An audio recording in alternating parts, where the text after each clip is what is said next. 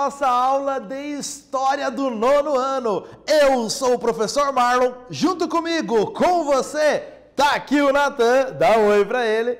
Isso, e nós vamos juntos para a nossa aula de História, a aula que você tanto espera, que você tanto gosta. Vem com a gente para caminharmos juntos. Vamos viajar pela história do Brasil e compreender melhor a história do Brasil, principalmente referente aos povos indígenas, tema desta aula. Mas para isso, caderno, lápis, caneta, anote, criança! Anote as informações importantes dessa aula. Não deixe essa aula parar por aqui. Continue estudando. Mantenha em seu caderno as anotações. Mantenha, então, conhecimentos novos que você está adquirindo nessa aula para você continuar seus estudos. Ok? Então, bora para a nossa aula, onde nós vamos compreender o tratamento dado aos povos indígenas, principalmente durante o governo do Getúlio Vargas como presidente do Brasil. Tá? Então, principalmente nesse recorte de tempo do governo do presidente Getúlio Vargas. Questões para a gente iniciar, para você entrar no clima da aula? Olha aí, na questão indígena, você lembra o que significa a sigla SPI? Na questão indígena, hein? E ainda outra questão, quem foi esta pessoa? Marechal Cândido Rondon. Já ouviu falar dele? Nunca ouviu? Vamos então para a nossa aula. SPI, Serviço de Proteção ao Índio, criado em 1910. Função principal, proteger e, ao mesmo tempo, integrar o indígena à sociedade. E o Marechal Cândido Rondon, engenheiro militar e sertanista, foi o primeiro diretor do SPI, o Serviço de Proteção ao Índio. Grande habilidade no trato com os povos indígenas, principalmente no Mato Grosso. Então ajudou aí nesse trabalho do SPI, na sua política de integrar o indígena à sociedade e ao mesmo tempo proteger esse indígena. Já que estamos falando de povos indígenas, olha essa imagem aqui, que é do IBGE, o Instituto Brasileiro de Geografia e Estatística. Segundo o IBGE, a população do Brasil é de cerca de 817 mil pessoas atualmente. 817 mil pessoas. Aqui o mapa mostra por onde essa população está espalhada. Então, repare, quanto mais forte a cor e maior o círculo, maior a população em relação à população indígena, em relação ao total. Quanto menor o círculo e mais amarelo, menor a proporção de indígenas perto da sociedade como um todo. Repare que os povos indígenas estão espalhados por todo o território do Brasil, porém em pequenos grupos, em pequenas quantidades perante o total da população do Brasil. Na sua região aí, existem terras indígenas oficiais ou comunidades indígenas? Você conhece? Já visitou? Como vivem esses povos indígenas? Estão em terras oficiais? Estão dentro da cidade, integrados? Como vivem esses povos? Boa questão para você ir atrás e conhecer. Aqui ainda nós temos também uma imagem da estátua de um indígena da tribo Xetá. Essa estátua fica na entrada do Parque Municipal do Ixetá, na cidade de Umuarama, no Paraná. Então repare a referência aí a uma tribo Xetá, uma tribo indígena da região de Umuarama. Na sua opinião, a cultura indígena recebe a devida atenção que merecia? A cultura indígena no Brasil é valorizada? Nós estamos ok com isso, nessa questão da cultura indígena? Começando nossa aula, segundo a FUNAI, Fundação Nacional do Índio, em 1500, quando da chegada dos portugueses ao Brasil, havia cerca de 3 milhões de indígenas no território que nós conhecemos como Brasil atualmente. 3 milhões de indivíduos. Porém, no censo de 2010, como nós abrimos a aula falando disso, eram cerca de 817 mil indígenas, o que corresponde a 0,26% da população brasileira.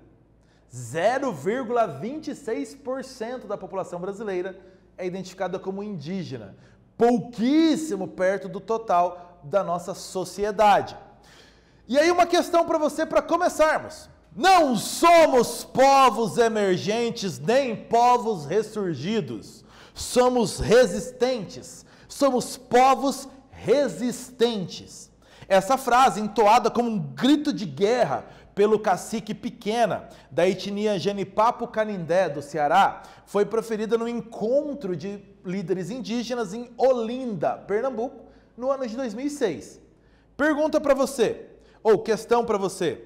Elabore uma explicação para a diminuição da população indígena no território brasileiro, principalmente nos primeiros 100 anos após a chegada dos portugueses. Uma explicação de por que essa população diminuiu tanto.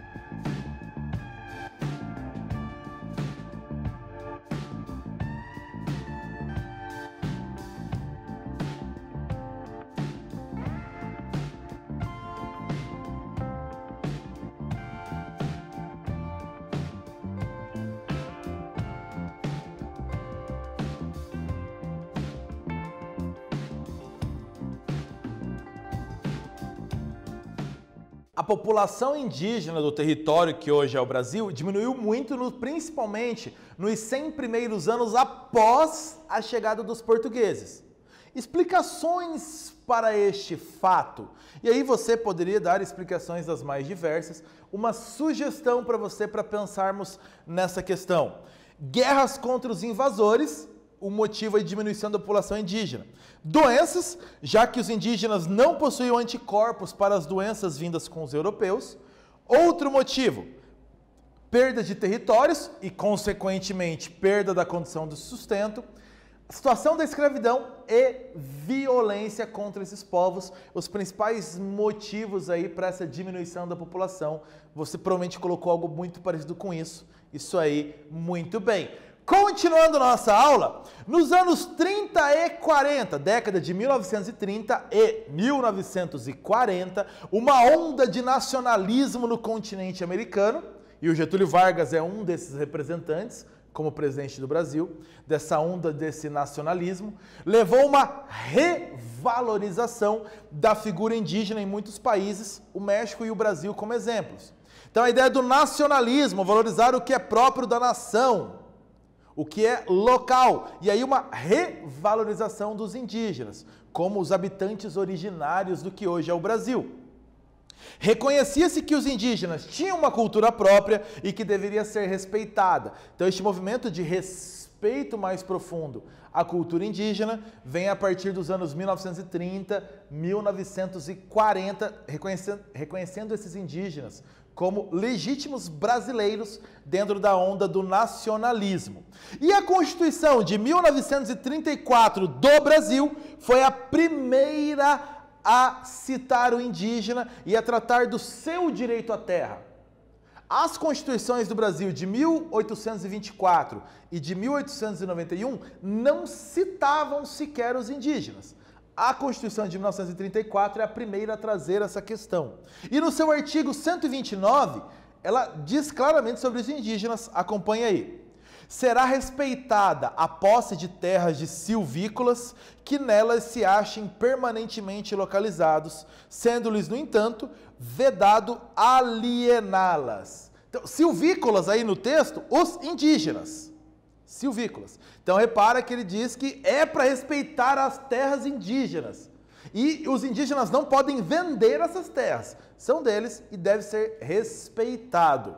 As constituições seguintes no Brasil mantiveram essa posição quanto ao respeito pela posse das terras indígenas.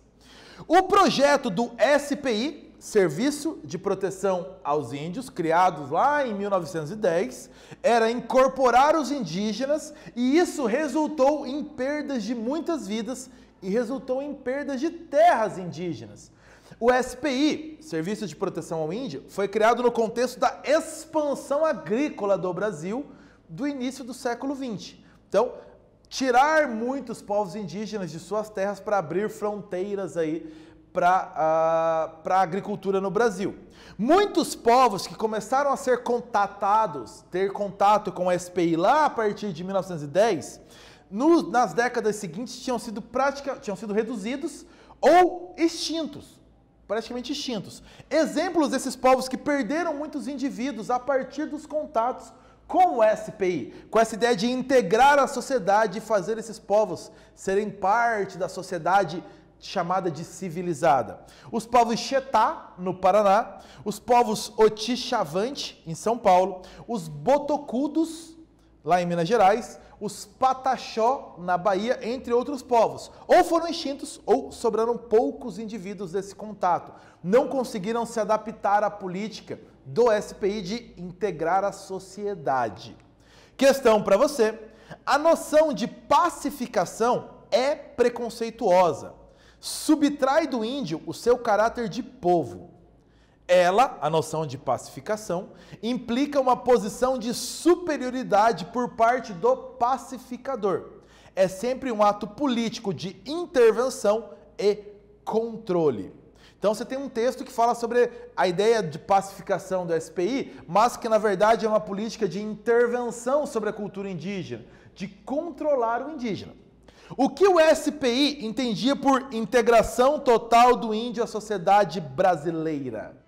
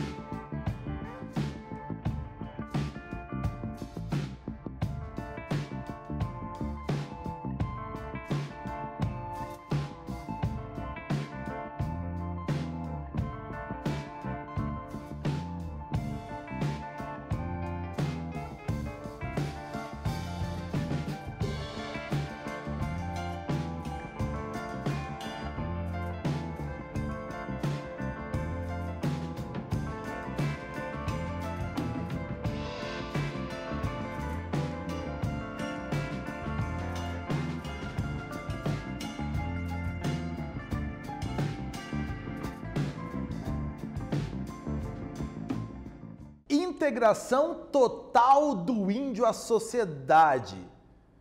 O que o SPI entendia, então, colocar essa frase em prática, na visão desse órgão, do Serviço de Proteção ao Índio, incorporação significava levar os povos indígenas a deixarem suas terras, deixarem suas culturas para trabalharem e viverem em um lugar reservado a eles, em cidades, com os demais membros da sociedade nacional.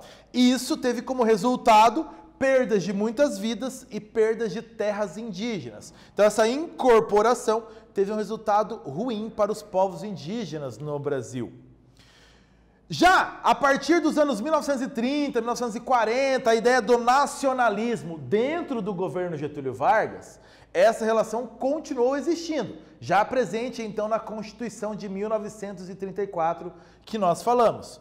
A valorização dos indígenas e da sua cultura, ela entrou agora em conflito com o projeto governamental que o Getúlio Vargas chamou de Marcha para o Oeste. Esse projeto começou dentro do Estado Novo, o período ditatorial do governo de Getúlio Vargas, entre 1937 e 1945. Então essa marcha para o oeste, vamos tirar a população que está concentrada no litoral do país e vamos levar essa população mais para o interior. Então incentivo de ocupação do interior do país, mais da região oeste do Brasil, vista como um grande vazio populacional. Então, aumentar as áreas de desenvolvimento do país, aumentando principalmente a produção agrícola, a produção de alimentos no país. Então, esse projeto governamental. Só que esse projeto entrou em conflito com os interesses de preservação da cultura indígena e das terras indígenas. Por exemplo, você tem um cartaz que mostra a venda de lotes em Goiânia, a nova capital de Goiás, criada aí na década de 1930, para ser uma das cidades de referência na ocupação centro-oeste do Brasil. Então ela seria uma das cidades de referência. Então a campanha de lotes a preços muito baratos para que a população fosse morar em Goiânia. E a promessa no cartaz de enriquecer 4 vezes mais, morando na nova capital de Goiás, a cidade de Goiânia. Atrair pessoas para o oeste. Essa é a ideia.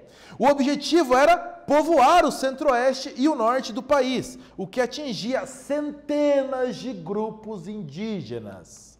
A expedição Roncador Xingu entrou neste contexto aí, de marcha para o oeste.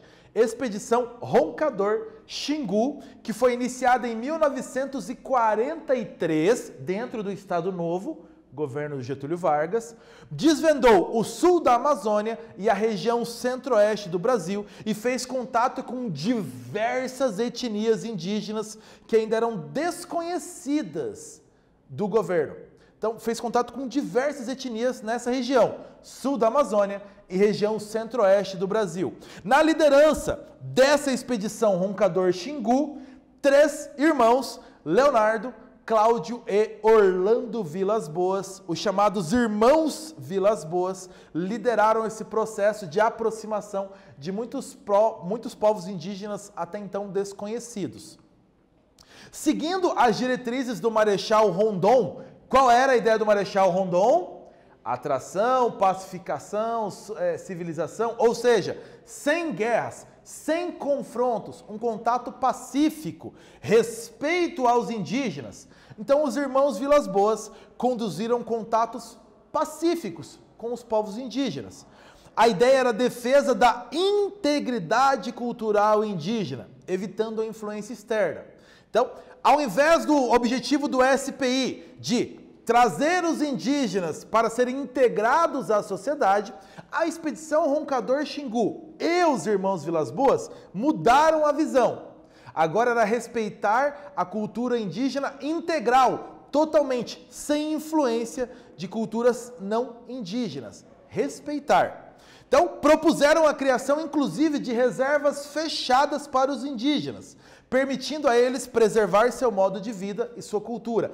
Fechadas mesmo. Nessas reservas, somente entrariam médicos e funcionários do governo. A ideia de não ter interferência externa, preservar ao máximo a cultura desses povos dentro dessas reservas indígenas. Essa é a ideia dos irmãos Vilas Boas. E dentro dessa ideia, nós temos então o Parque Indígena do Xingu, criado em 1961 no norte do Mato Grosso, no norte do atual estado do Mato Grosso. O Parque Indígena do Xingu. Mais de 27 mil quilômetros quadrados, é a maior reserva indígena do mundo, o Parque Indígena do Xingu.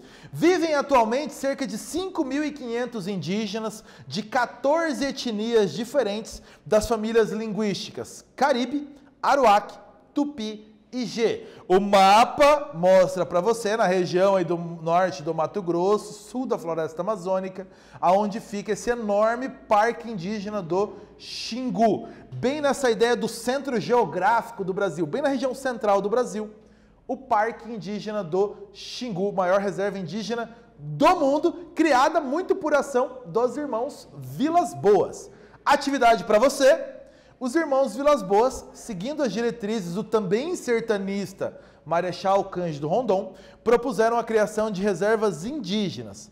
Quais as justificativas deles para a necessidade de criação de reservas indígenas?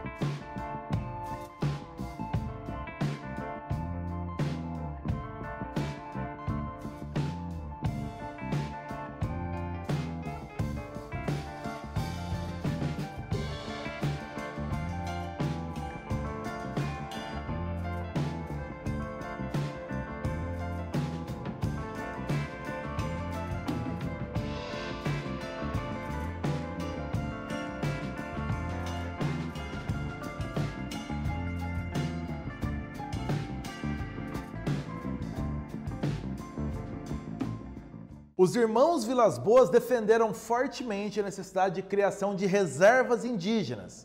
Então você vai lembrar que eles defendiam a ideia de defender integralmente a cultura indígena, na sua integralidade, sem interferências, sem influências externas que mudassem os hábitos de vida, os hábitos culturais desses povos indígenas.